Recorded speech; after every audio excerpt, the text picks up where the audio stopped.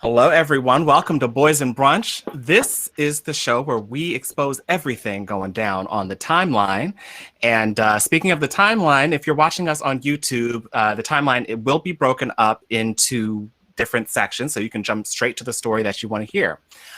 So today we are talking about what do I have here? Oh my gosh, I put all my silly titles, so I'm like trying to remember what we have. So we're talking about Lil Nas X, the DMs with Tekashi69.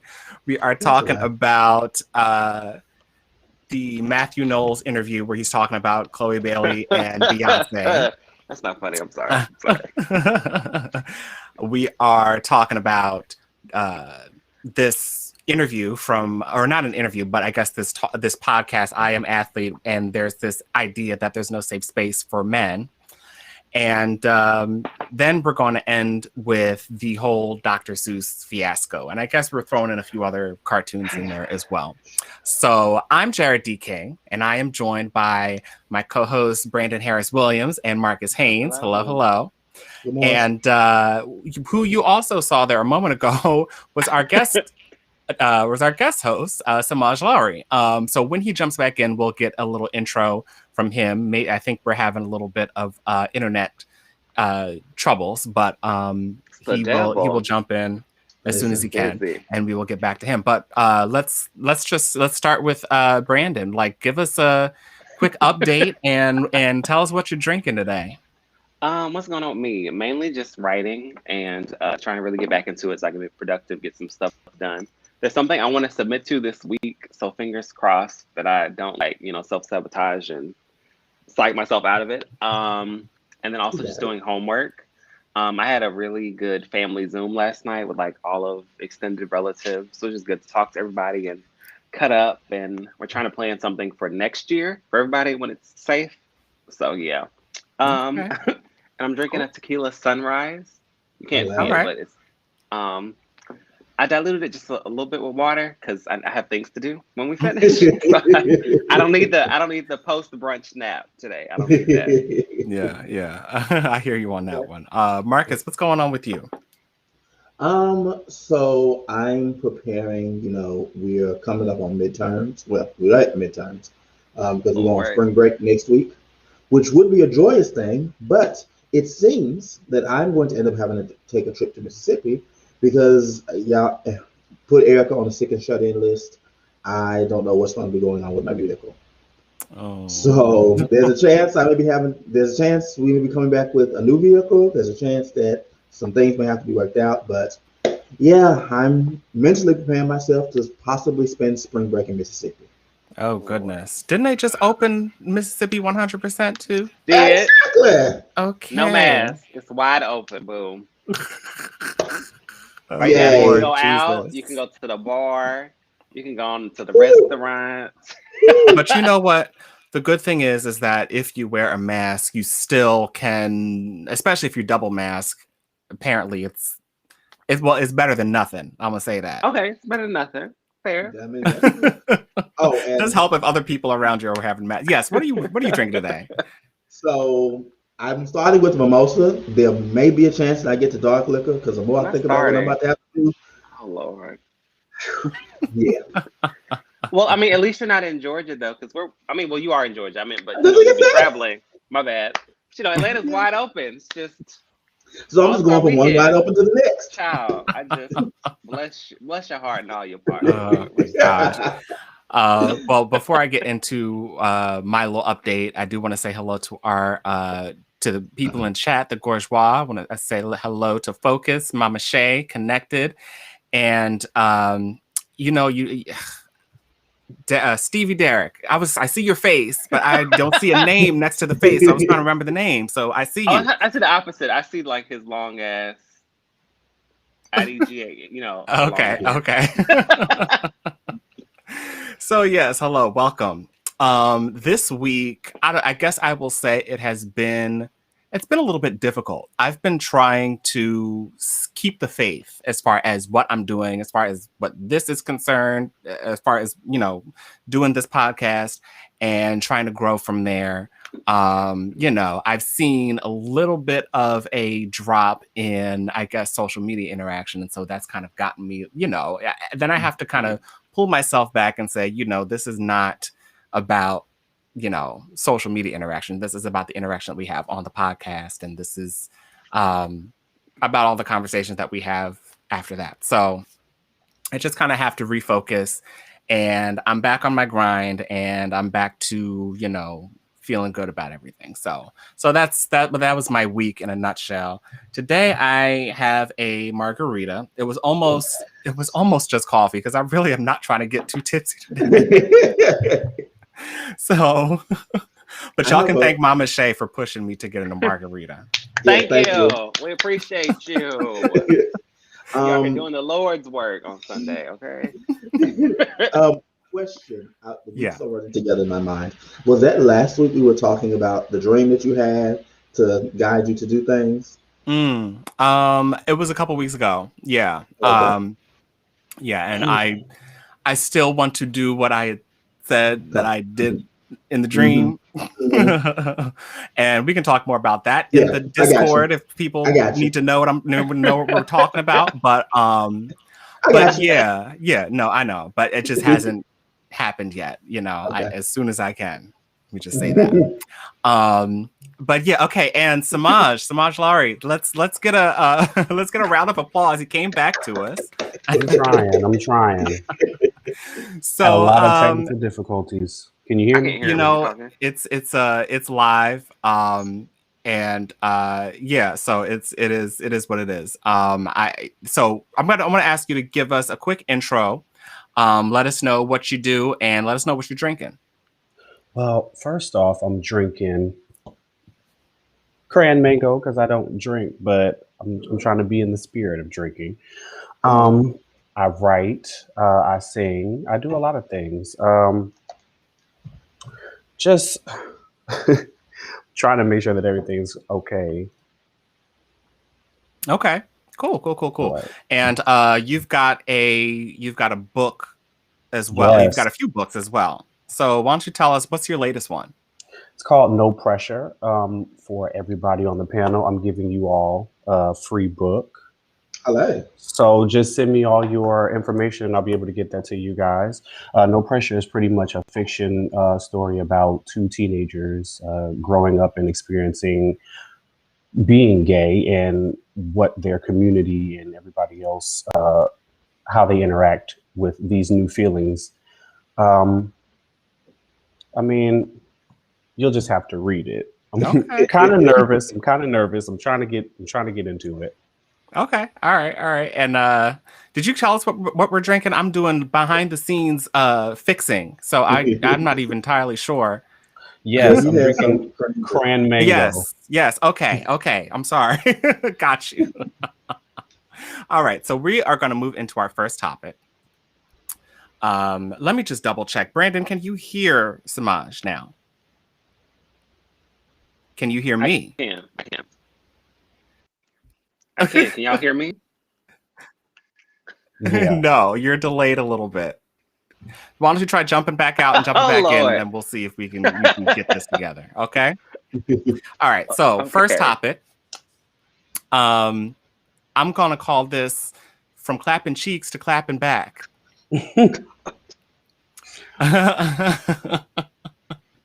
So basically, I'm just gonna play this video for y'all. This is about Lil Nas X and Tekashi69. So let me pull this up.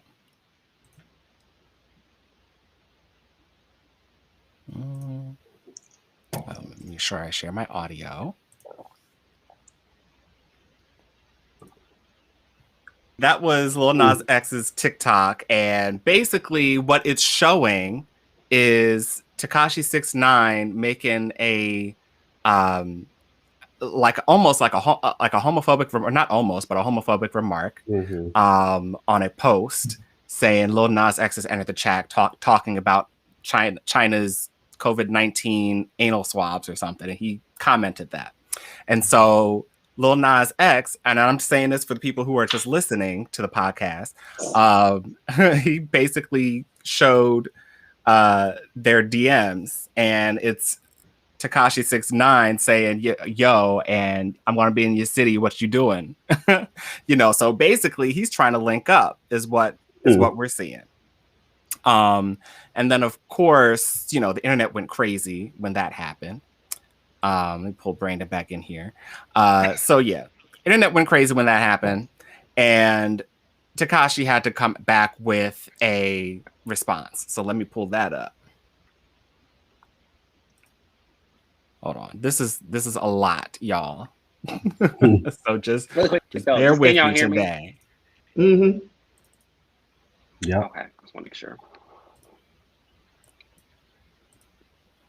Bear with me. All right. You over there vibing. I really want him to release this song. He been trying to for a couple All right, so here's the now. response from Tekashi. Before this shit even start, we're gonna nip this shit in the... This is my gram right here. 6ix9ine, this is my account. Let's go, hold on. Boom, boom, boom. Look. Stop playing with me, son. So that was his response. Now, did anybody notice anything interesting in that? Mm-hmm. Okay, so why don't we start with you, Marcus? What did you notice? The first thing I noticed was that he went immediately to Lil Nas. Like he was the first person that he searched. That's okay. Okay. Right. Like it was legit like 3 clicks. Yeah, so it's just like, and I guess, my question, and I guess the title of this stream, at least on YouTube, is did 6ix9ine actually DM Lil Nas X? And I guess your answer to that would be a definite yes. My answer to that would be a definite yes. And I also saw Lil Nas X in his Explore feed as well. If you pay attention to it. He sure was. Absolutely. Yeah, he was there. Them damn algorithms. So I don't think it was fake. Semaj, do you think it was real, or do you think Lil Nas X just made this up out of nowhere? Oh, it was absolutely real. And in the middle of a Panasonic. Absolutely real. Absolutely. Yeah. Yeah. So okay. So we're still having some issues between you and Brandon, but we're just gonna roll with it. We're just gonna roll with it. So Brandon, what do you think about this whole thing? Do you think, because this is one of my points was, is this outing or is this just a really good clapback, or is this like a deserved clapback? And I think that's why I struggle, because I didn't view it as outing until other people started saying that he outed him. I was just like, but I mean, you can't. I mean, I guess he outed him, but at the same time, you can't play with people like that if you know you've also been trying to flirt with them. Like, you can't just hope that they won't ever say that, oh my gosh, you were in my DMs like this, or like have the proof, or say, no, you were flirting with me, so now you can't act like you're homophobic or try to make gay jokes type of a thing, So I just viewed it as a clapback, and he should have watched what he said to begin with, I guess. Does anybody else agree? Do you agree, Marcus? Most definitely. Like, you shouldn't out people. Don't out people. That's not right. But at the same time, don't be foolish. If you're supposed to be DL or whatever, I don't know how DL, never mind. But if you're supposed to be DL, keep your mouth shut. Like, insert the Cat Williams gift, like it should have been talking ish. Like, yeah. Yeah, so my whole thought on that is, yeah, I'm kind of with y'all. I'm kind of like, it's not necessarily the best thing to do. And I think if I were in Lil Nas X's shoes, I probably would not have. But it's almost like a wash at this point. It's like, I feel like the punishment fit the crime, personally. Absolutely. True. So, yeah, go ahead.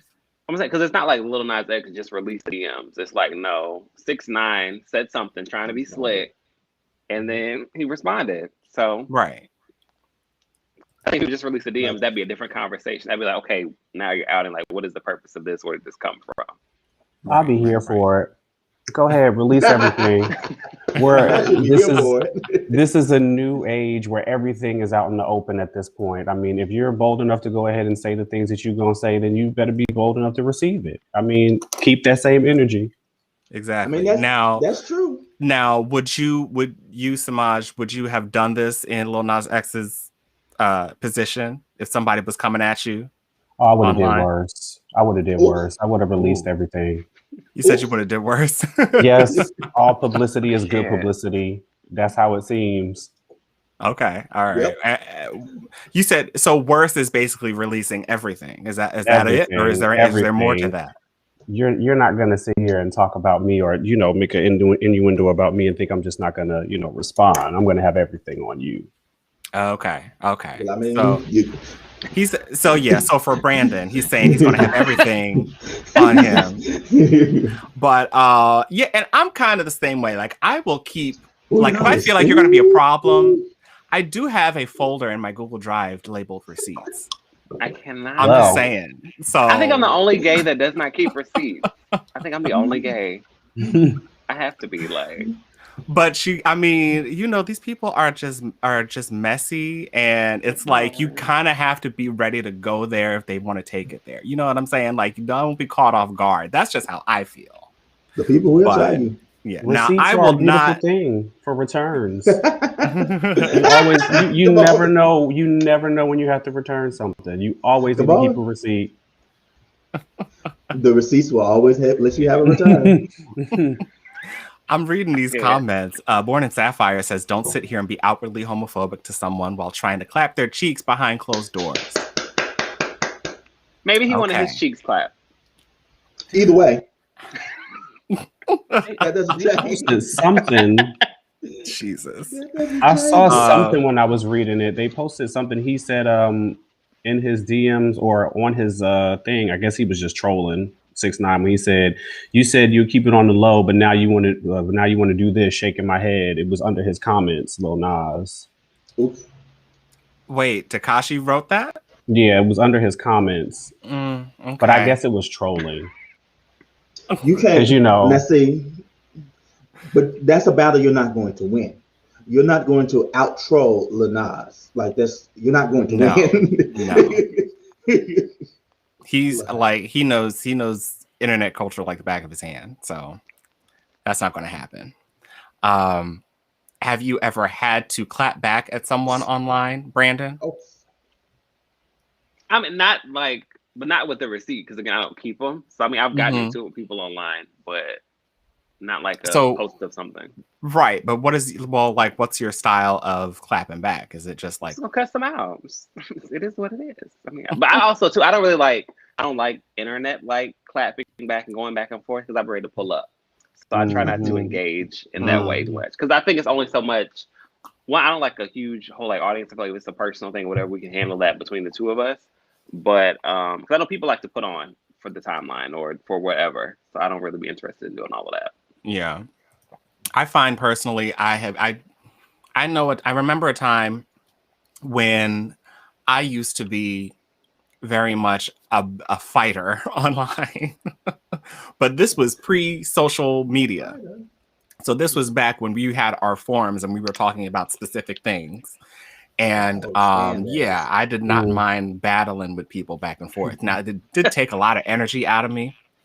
And by the time Twitter and everything came along, I was kind of tapped out of fighting. And I just was like, why? Because I'm never going to see you. And your opinion really doesn't mean anything. So that's kind of where I just kind of fell away from the drama. I do like reading it. I do like seeing it. I mean, I'm not saying I like it, but it's entertaining. It's entertaining. It is entertaining. But Marcus, I don't think that you clap back at people too much from what I see. Have you? Or please sip your drink and answer this question. I mean, I'm a lot better now because I have more, there are more things that could be a result of that, more things to lose. But over in them early days, whew, yeah. Oh man. And what about you, Semaj? Have you had to clap back at people, or do you have that kind of energy online? I mean, like everybody else, I used to. Like I'm more so, again, like he said, I'm ready to pull up. But there's no point in having this internet conversation with you if we're not gonna come to a resolution unless my fist is in your face at that point. So all right. Brandon, BGC. that's your Somebody twin. said BGC, but yeah, it used to be horrible on BGC. Oh, yeah. I never really got too deep into the BGC forums. I really only used that as a way to like talk to people individually. I never really got into the forums too much, but they build character. I can imagine because I saw some things and yeah, they were going in. BGC was a training ground for the people. Absolutely. But anyway, okay, I think we're gonna go into our next topic. I do want to say hello to Karima Toure. I think there's nobody else that joined. So I'm just making sure I got everybody. But I do want to let y'all know, join the Patreon. We get some great conversations going on in the Discord. Ask Mama Shay, Ask Connected, Ask Focused. It's a lot of fun. It's very enlightening. We learn a lot about each other. I'll just say that. And also join the email list so that you can get caught up on everything that we're doing and all the conversations that we're having. So next topic, I'm going to call this Daddy Lessons. Just in case y'all got, that that connection. We did. Okay.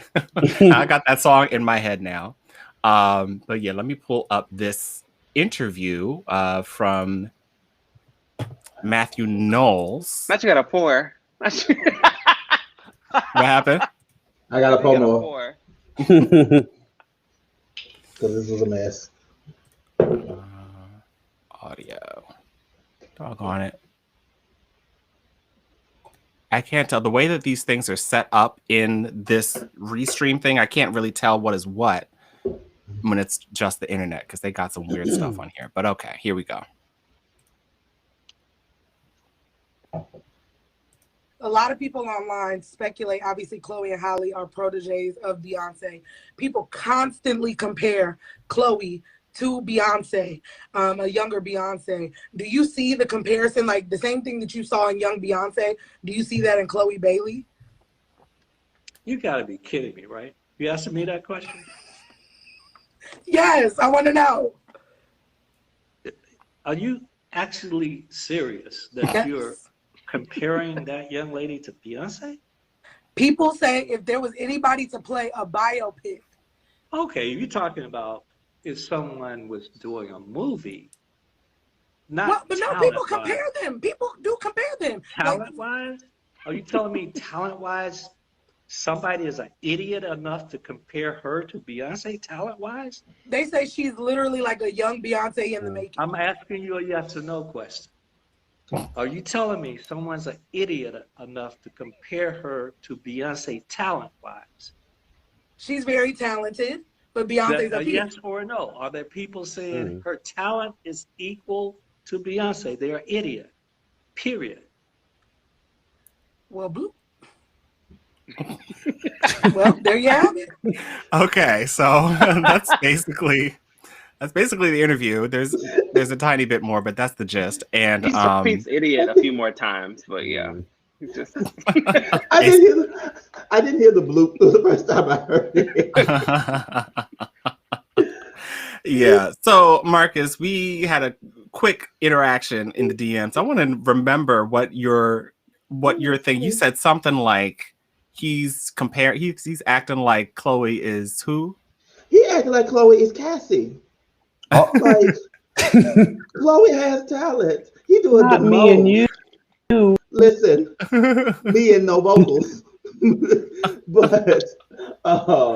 but no, like he did a lot, bro. Like honestly, I feel some side of ways about Matthew. I feel like he does a lot anyway. But that was just rude. That was just rude to Chloe. That was rude to Halle. That was rude to Beyonce because she saw something in them girls. Hello. Like I need Matthew to just chill. People stop talking to Matthew. Matter of fact, do that. Stop talking to Matthew. Brandon, what are your thoughts on this? He's old. Not trying to be funny. No, I think just because, like, you get to a certain age, they just really say whatever the hell they want to say. They really don't care at all. But I also think I don't know if he misunderstood what she was saying, because I don't know if he was like kept thinking that she's making like comparison of the talent today and like versus then. Because I also think too, I don't know, maybe the interviewer could have worded it differently, saying maybe who would you compare to her out of everybody that's out now and young and current? I don't know, but it didn't warrant all of that. Because Chloe and Halle are definitely talented. I mean, honestly, looking at their contemporaries, I don't know anybody else who's had a better 2020. Like, you know what I'm saying? Like, given quarantine and COVID and everything else. So, I don't... Okay, if not Chloe, then Halle. Like, who else is we going to compare? It's literally one or the other. Like... And you know what, Brandon, though? I don't even know if I can give him that he misunderstood the question. Because Sis said a young Beyonce. The words came out her mouth. But he was dead set, I think, from the very first. Just hearing Beyonce, I think, triggered him. I don't know. He ain't got them all. He's a father. He's a father, and he's also a businessman. And Beyonce was his business. And literally, when you're talking about putting anybody in that realm, I think he doesn't want to tarnish or thinks that people are going to tarnish her name. Because there's been a lot of people, every time it's like, oh, it's the new. They don't even have half the talent, talent that Beyonce has. I think he heard it from a father's perspective and from a business person, an ex-manager's perspective, I think. And he just literally took it a little bit too far. But yeah. Okay, so what I'm thinking is he definitely went a little too hard. But is he wrong? Is the essence of what he's saying wrong? Because, okay, all right. I mean, because I'm just saying, we're talking about comparing Chloe to a younger Beyonce, and I know Chloe is super talented. And maybe it's just because I'm not of the age group where I'm just like so zoned into music like I was. But I remember when Writings on the Wall came on, I knew then that, Beyonce was Beyonce. You know what I'm saying? So, and I'm saying, like, when you look to, I just feel like, he was saying, like, and I think he went on to say, if you want to compare Beyonce to like a Barbra Streisand or somebody else like that, who's kind of like in the next realm. Go ahead, Marcus. I'm comparing the white women. Anyway, but your first question was, is he wrong? Like, is there like, because he made it sound like there's like no comparison whatsoever. Is he wrong? Yes. I'm not gonna say that Chloe is going to have the Beyonce trajectory, but to say there's no comparison, come on, bro. That's hard. Like, come on. Like, it's foolish to just be like, oh, there's absolutely nothing, because if you know Beyonce as an artist, like her trajectory, you can see those things in in Chloe. You can see those things in Chloe and Halle's dynamic, the whole group sort of like thing. So to be like, there's best whatsoever she will never be, chill. Okay. Chill. Well, would you say that Chloe is comparable to Whitney Houston? How did we get there?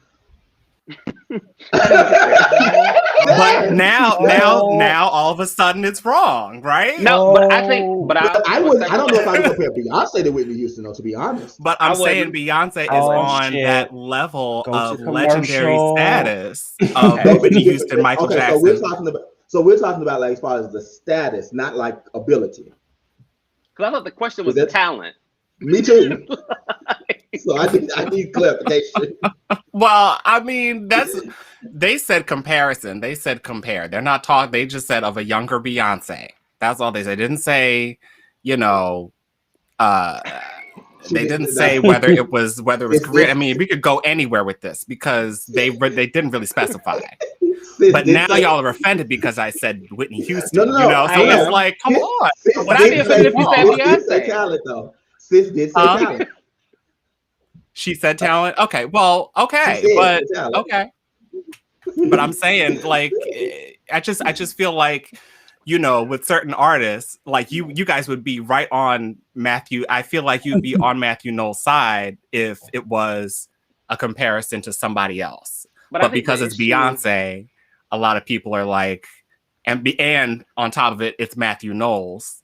Now it's a thing. Now it's a little bit more. It's just like, okay, go ahead, Brandon.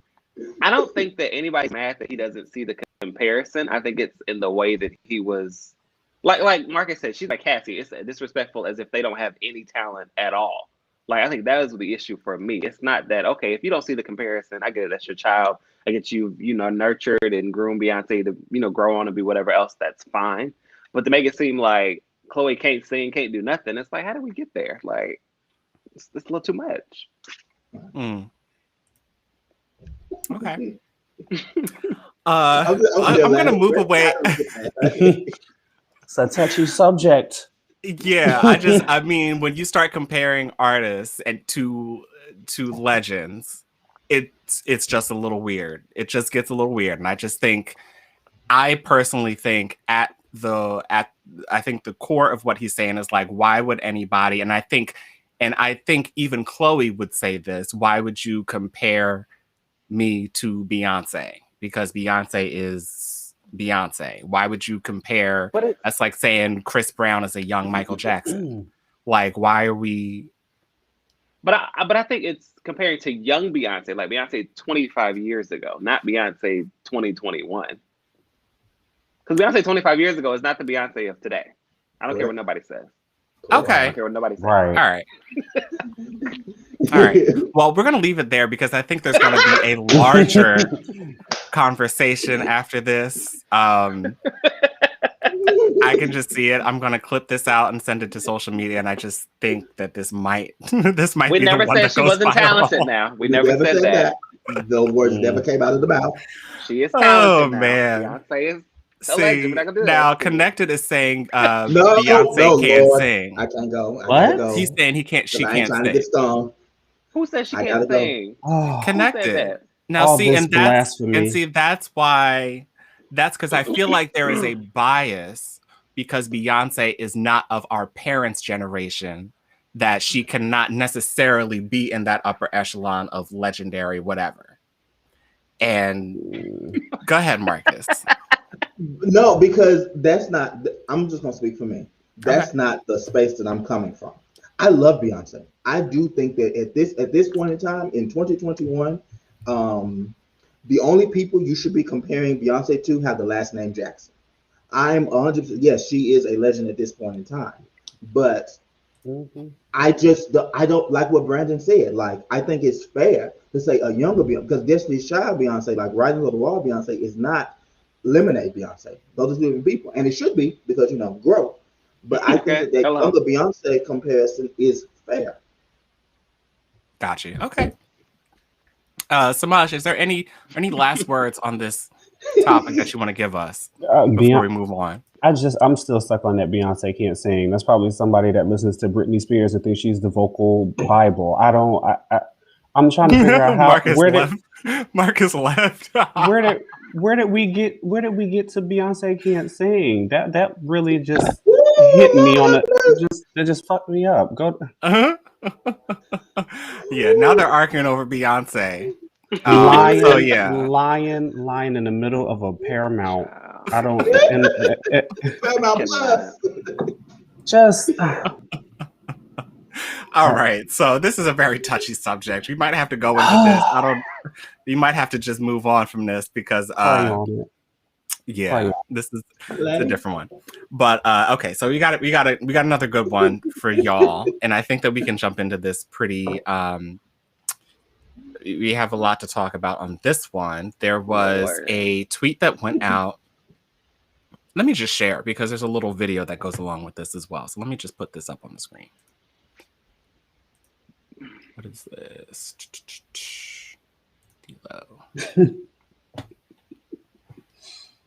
Enlarge this. And okay, so the associated tweet with this reads, there is no such thing as a safe space for men. So let me play this tweet, this video clip. We so cool with each other. Our kids play together. We hang out. We party. We gamble. Why don't men talk to each other about stuff like this? Why when I having a tough time, do I not call y'all? So that was the clip from the I Am Athlete podcast. And that kind of set off a nice conversation, a nice long conversation on Twitter. So I just want to get your guys' thoughts on this initially. Semaj, maybe you can start us off. How are you feeling about this one? You might have to skip me. I'm trying to get my thoughts together. Okay. Look, we can come back. We can definitely come back to you, as I'm sure we have a lot to say from the other two here. Wow. Start with Brandon.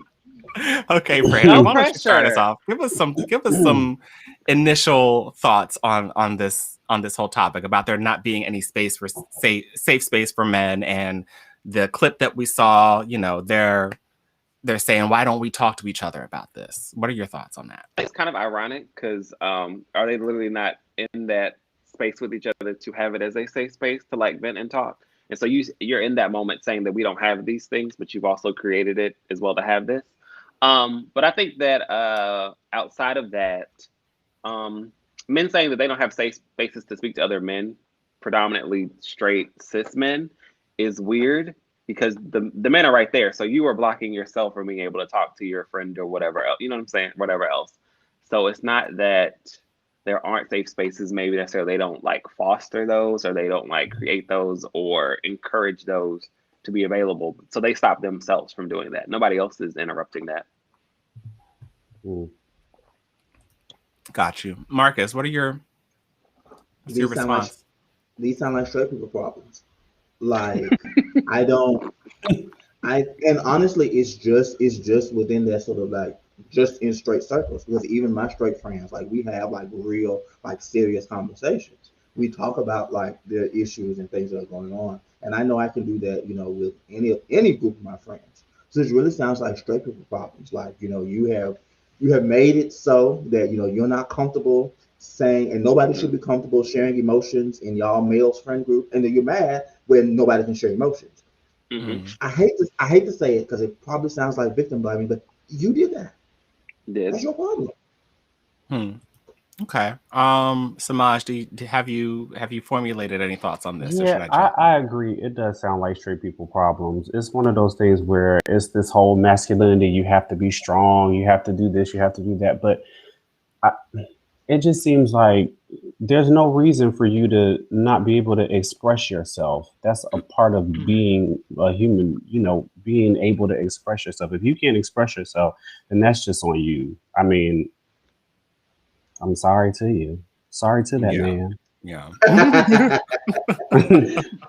Sorry to this man. You know, my thing is like, I don't know. I get what y'all are saying.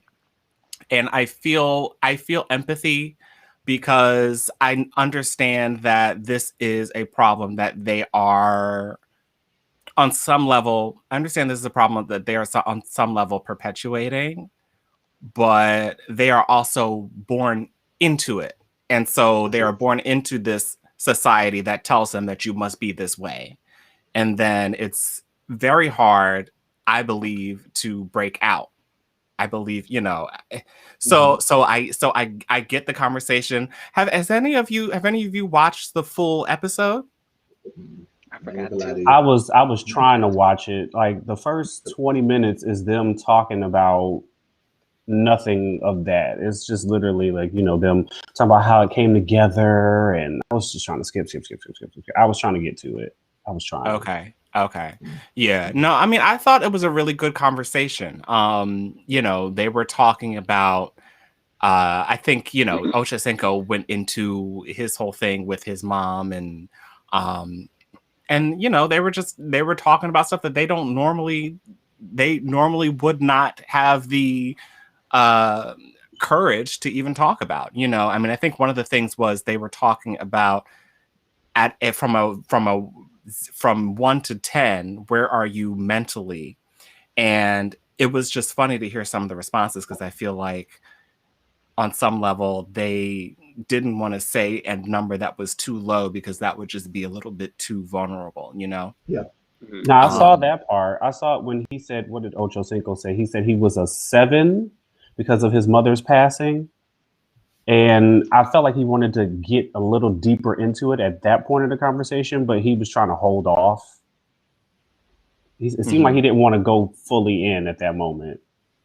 Yeah, like he didn't want to be. Okay. Right. So I don't know. I mean, I feel like there is. I can still have empathy for people who are kind of in that position, who kind of have to put on that macho exterior. I have the empathy piece, but at the same time, I also have the critical piece where it's like, you guys are making it really hard for everyone else to kind of be themselves. It's like, I would like to support you.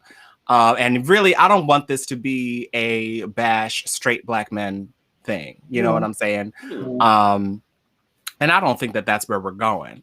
But I do think a lot of times, like when we have conversations like this, it's like we get to a place where, especially on Twitter, where straight black men will look at women and gay men and say, y'all are just bashing on us right now. And it's, it's not a good, and I don't know. There are legitimate critiques, but I think that, I think it's really all really coming from a place of love, to be quite honest. I really don't think it's a hate. It's just like, can y'all just get it together, please? Go ahead, Marcus. Because I feel like, okay, so they had that comment. They said that oh, well, we don't have this type of space. My question then is, okay, well, what do you do now? You have recognized that there's a problem. How do you address it? Because if you're going to say that and then go right back to being mad at the gays for whatever reason, you have learned nothing. So my question is, like, now that you recognize that you want that space to be able to be vulnerable, like, how do you go about cultivating that? Like, they started off with creating this whole little show. I guess, this could be a space for them to be vulnerable. But now that you know that this is something that you need to stop making it so that other people can't have that. You need to stop creating these toxic spaces where other people can have these same sort of conversations. Because if you know you needed it, everybody else needs it too. And you don't have the right to tell people to try to change that for people. Right. So before I get to my next question, I do want to look at these comments because people are yes, and in a good way. I mean, I think it's an interesting conversation.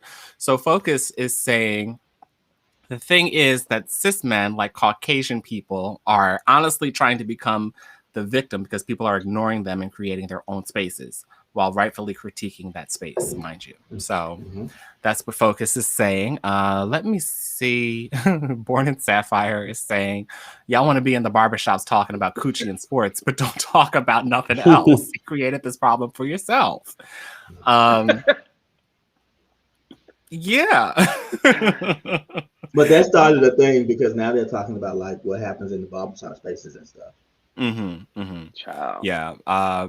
Mama Shay saying they haven't cultivated their safe spaces and are jealous that others have their own. The thing is, they're being flat out lazy. They want someone else to create it for them. And I think that's a good segue into my next point on this conversation. Because there were, as I said, there was a lot of talk in Twitter about this. And one specific tweet said, N-words be idiots and insensitive. That's why I bring my trauma to women.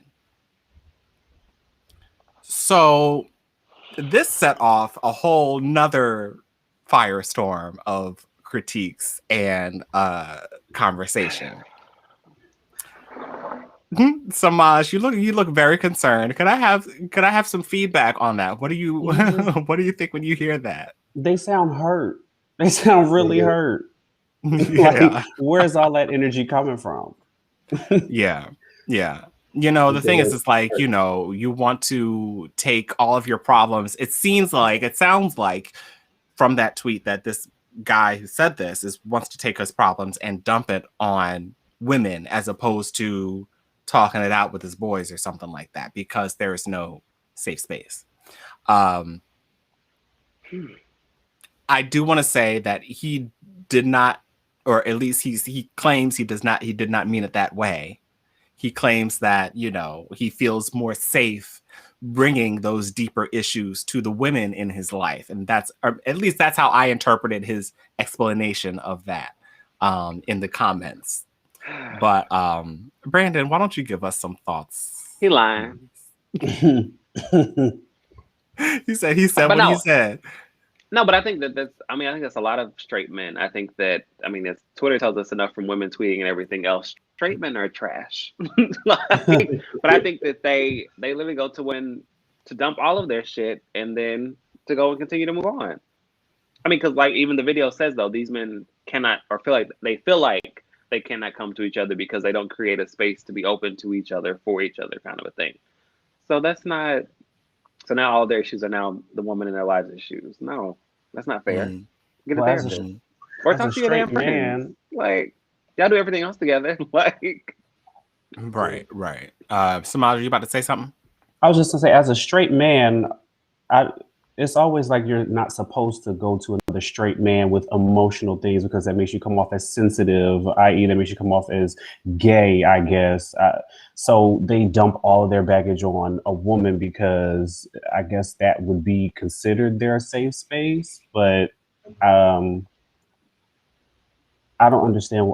Therapy works. Therapy's good. Therapy's great.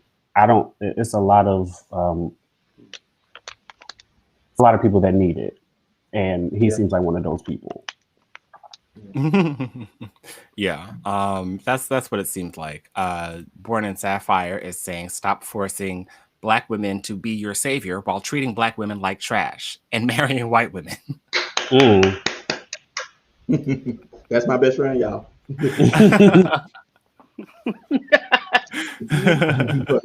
but no, I do want to say something about that though, because it's like it really does kind of boil down to that. Like you project this image to your male friends that you're this, that, the whole macho, masculine, straight man that you're supposed to be. But you end up sharing all that emotional, putting all the emotional trauma, all the emotional labor on your girlfriend, and then get mad when she can't give you every single answer that years of therapy really need to lead you to. And it's unfair to everybody involved. It's unfair to the woman, of course. It's unfair to you because you're putting this on somebody who is not a licensed professional 9 times out of 10, and it just really becomes this thing where like you get mad because they can't give you the answers, and now you take this out on other people. It becomes this cycle that really needs to be addressed. And I really want more people to admit to themselves that they can't be open with the people they have around them, and that they need to find better friends. Yeah. Speaking of therapy, I think, there were a couple other tweets that came in. Somebody said, according to Twitter, instead of talking to your family and friends, the people who love and support you, about your traumas, you should instead pay a therapist because you're selfish. And then somebody responded, your friends and family are part of your day-to-day experience, so they're going to be biased. Beyond that, they are not trained to deal with any number of psychological struggles you may be experiencing, nor should you want them to bear the burden of doing your work. So, yeah, I think I definitely agree with that. I think friends and family are good for small things. Good for maybe getting a feeler on something, but for the deep stuff, you gotta go get that. You gotta go get therapy. And look, I've gone to therapy a few times. And I've also talked to my friends and family about certain things. So it's like you just kind of have to know what's for what. Like you can't rely on certain people to heal the big like trauma. You say a word like trauma and becomes deep. You know what I'm saying? Yeah. Like a small problem or something, or you're trying to make a decision and you don't know which way to go, or you're having an issue with another friend or a family member. Talk to your friends or your family about that.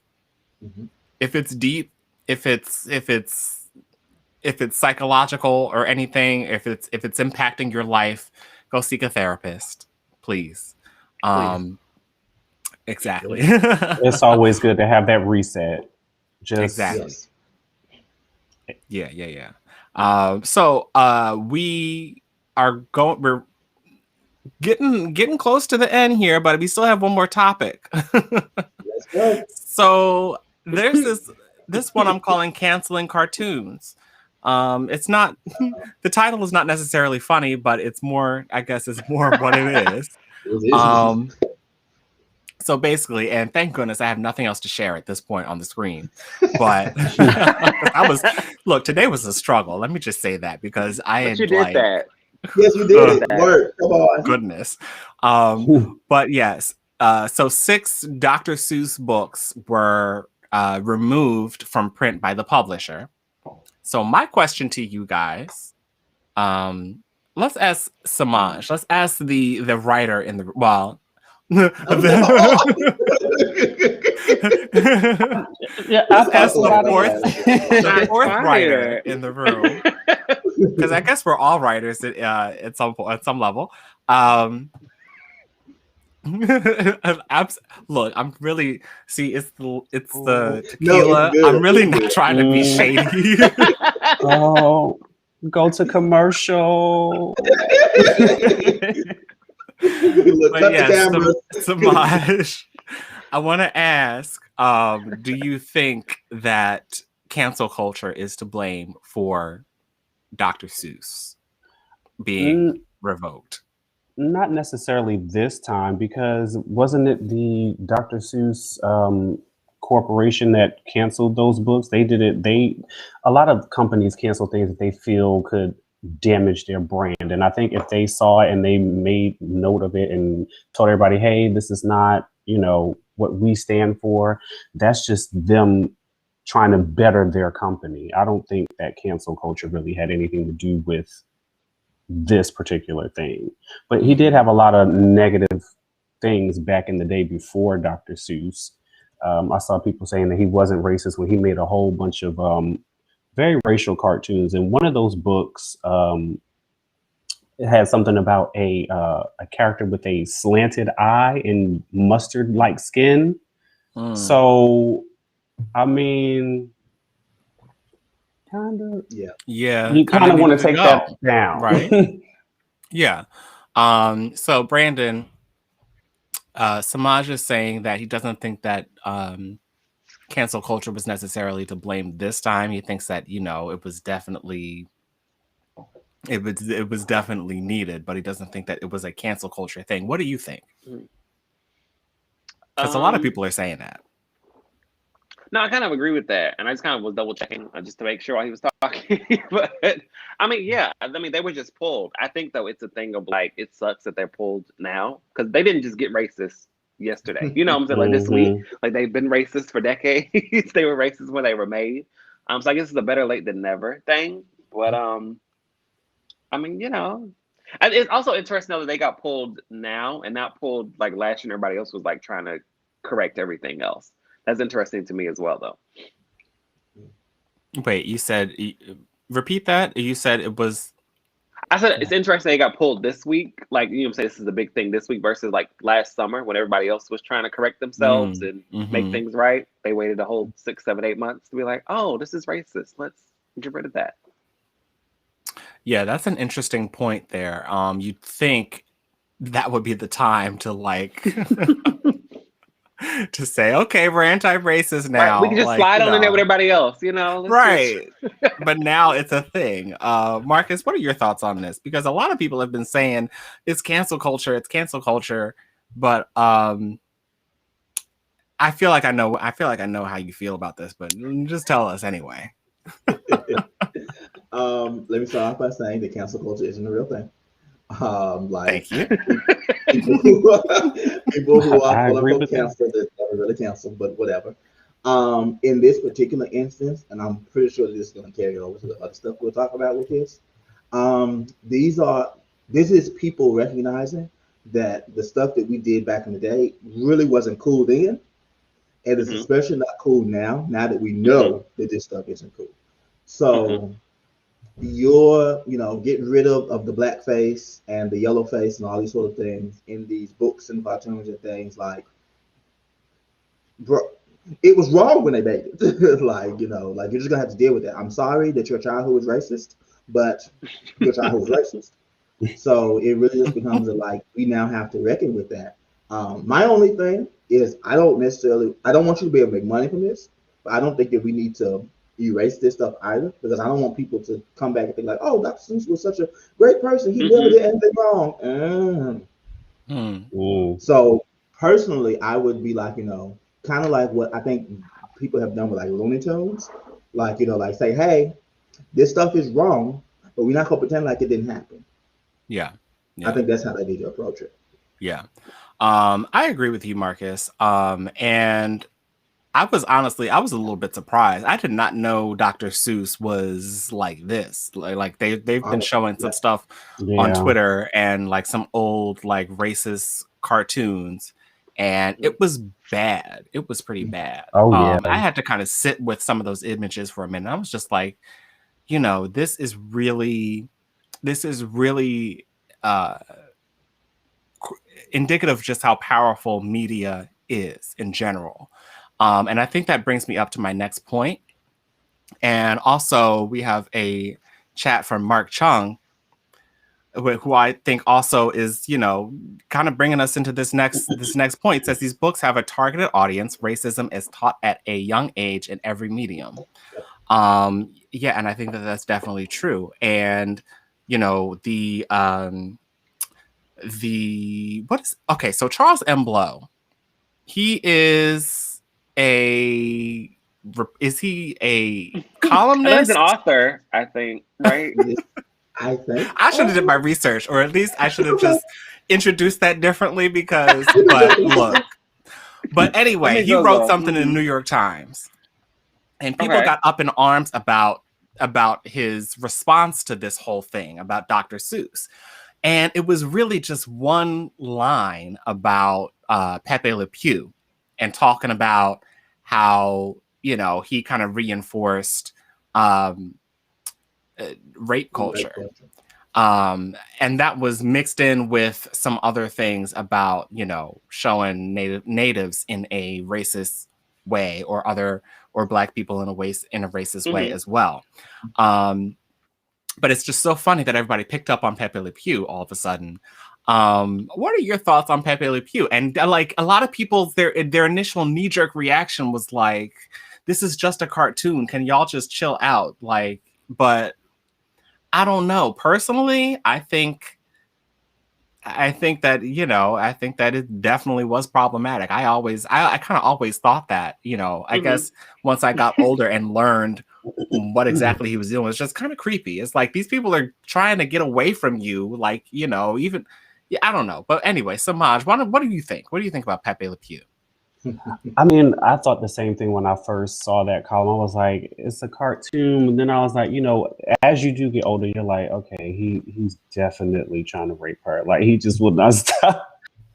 It takes the cartoons, though, to be honest. Like, it's just, you just want to be able to watch it and be like, okay, this is my childhood. But then when you look back and I hate the adult eye. I hate it because then you see things that you never thought you would see. Like, you know, when all your nieces, all your aunts and uncles, they used to be cool, and you grow up and you're like, oh, she a hoe, you know, oh, well, you know, I hate the adult eye. It just puts a damper on everything. But I think you do need to look at everything from an adult point of view it's just ruined everything for me. So yeah. Marcus, why don't you go ahead and respond to that? Because this is what I do, like the popular culture type thing. This is what I do. But like my thing is, yes, you know, it does kind of put a damper because, you know, kind of the same thing happened when a lot of these Black shows came on Netflix. We were looking back at you know, Moesha and Sister and Girlfriends and all these shows. It was like, ooh, this actually, you know, wasn't what it was. The same thing is true with these cartoons. In fact, honestly, it probably would be worse because as adults, you know, young adults, whatever, watching these live action shows, we had a bit more awareness. But kid to be able to say like, okay, well, I don't want to repeat this behavior because I see how this happened to her. A lot of kids don't have that awareness. So you're feeding them this image of Pepe Le Pew chasing down these female cats. and be like, oh, I'm gonna do this. I'm gonna have you, your mind, what have you. A lot of kids don't have the mindset to be able to separate that fact from fiction. So you're showing them something, and they're gonna act on it because that's what they saw on TV. So they feel like that's what they're supposed to do. And you get to the point to where you got little boys doing like Pepe Le Pew. Like I'm old enough to remember like stuff like that. Similar stuff happened, like where people were acting out. Hell, to an extent, I was one of the kids acting out stuff that I saw on TV on cartoons. So it happens. Yeah, absolutely. Media, and I think we are all. It's so interesting because I feel like we are all in media. Brandon is a script writer. The three of us write books. We're doing this podcast right now. And by the three of, Brandon doesn't write books, but but the other three of us write books. But I'm just like, we're all in media for a reason because we know just how powerful media is, and we are in this to kind of change it, to kind of change the I feel we're in this to kind of change people's views on Black gay men personally, and correct me if I'm wrong, anybody. Correct, it may just be something that's not quite as deep, which is fine, but people who say that this is just a cartoon don't realize that this is serious. This is serious stuff. You know what I'm saying? And it's not just a cartoon. And, I remember responding to somebody on Instagram yesterday that said, this is just a cartoon. We have more important things going on. These politicians are getting away with, sexual assault. And I'm like, well, they had to get that idea that was okay from somewhere. You know what I'm saying? So we gotta watch the messages that we put out there. Brandon, what are you feeling right now? Because you're holding your I hate head. these people who can't multitask, though. We can talk about one thing, also another thing, and also a third thing. Like, all these things can be wrong at once. Like, and we can address them all at once. Like, we're able to do that. Maybe you don't have the range and the bandwidth and the ability to do that. So then go over there and play on the playground. Let the adults handle this, and let us be able to address all of these topics that we can. Yeah. Exactly. We can do multiple things. The people say we okay. walk and chew gum at the same time. So before we go, there's just one more thing that I want to address, which is in the cartoon cancel culture type of conversation. So this Lola Bunny redesign. Let me share my screen because I do have this on screen, actually. I do have one more thing to share on screen. So let me just put this up. Child. Yes, at the time. Okay. Goodness. Wait, is there like hold on? Let me close the other things that I don't need so that I can just get to that one. Okay. So Lola Bunny, here she is. So this is her redesign. So from Space Jam, I think this was Space Jam on the left when she's got, she's tall, she's curvy, whatever. And then the redesign for this year, she's not as curvy. Let me just say that. Yeah. So, and people are like up in arms about Lola Bunny of all people. She definitely looked like she about to play basketball. She does. Right. Like my thing is, I feel like the difference is that she's not in imaginary high heels this time. I feel like that's really the only difference. It's not like she was super busty either. I feel like, and I always saw Lola Bunny as the bunny version of Jessica Rabbit from the other. What's it called? What's the name of that movie? Who Framed Roger Rabbit. Yeah. So I always saw her as Bugs Bunny's version of that. But this redesign seems fine. I mean, she's a cartoon bunny. She doesn't have to be sexualized. This is for kids. This is not. I don't know, Marcus. What did you say about this? Because We have to, yeah. Y'all, if y'all want to see furry art, I promise you can find it. I promise you can find it. Like you ain't we're past the point where you gotta look at the mainstream TV shows to give you your sexualized animals. There is so much fairy art that you can see. I promise you. Right. If that's what you really want. Look, I mean, and for real, like the proof is in just going, just in the Google search.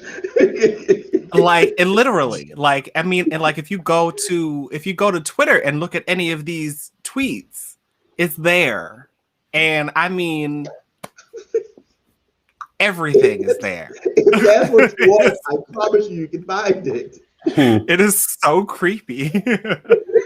Personally, I'm not judging because I know, the furry thing is a thing. So I'm not judging, but it's there. So it doesn't necessarily, like, if that's what you're into.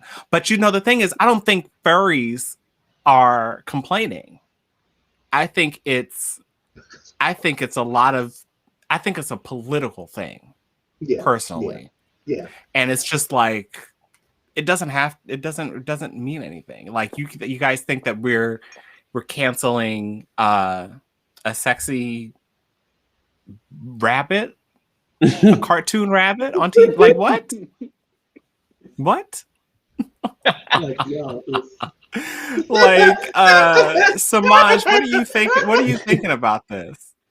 They like, let Lola live. I'm just trying to see some furry. I don't. I don't understand. Oh goodness. So anyway, we have a lot more topics to actually get into, and I'm going to share the because we're doing something different where we're going to go live with our after show, and we did a little test of it last week, but now we're going to do it for real. But I'm going to send that link to the people in the Patreon. I'm going to send that to you guys in the Discord, and we will be on in just a moment. But yeah, Semaj, can you please let us know where to find you online? I have an Instagram, I have a Twitter. They all should be the same thing. Semaj, the author, or the author on Twitter, THA. On Instagram is I don't know why I did that. Confusing myself, but you can find me on those, and you can purchase my book on Amazon. It is called No Pressure. Awesome. Looking forward to reading your book, because I will definitely get a copy. Same. And then I also have the links to your social media underneath, so regardless of the name, y'all can just go to the description and click on him and follow him. Thank you so much for being with us. I'm Jarrod D. King. I'm also here with Marcus. What's your last name? Haynes? Marcus Haynes, Brandon Harris Williams. You can follow us on Twitter and Instagram. Put our names up here. And you can also join our Patreon, get access to a lot of stuff. I already talked about that. Y'all know what I'm doing. So it's time for a toast. Brandon's laughing. Brandon's cracking up because he knows I'm like, because I'm low on my drink. So anyway, be careful what you say because the boys will brunch. Take care, everyone. Clink, clink. Clink, clink.